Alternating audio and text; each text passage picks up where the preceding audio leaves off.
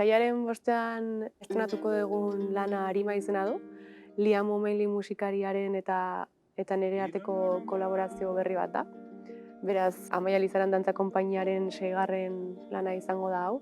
Eta lan honen daukan berezitasuna improvisazioa da. Hau da, improvisaziotik sortutako lan bat da, eta bai mugimendu aldetikan eta bai musika aldetikan. Beraz, ez da itxia dagoen pieza zehatz bat, baizik eta emanaldi bakoitzean zuzeneko magia hori izango du. Pieza hontarako erabili dituen instrumentuak pianoa, arpa eta flauta dira.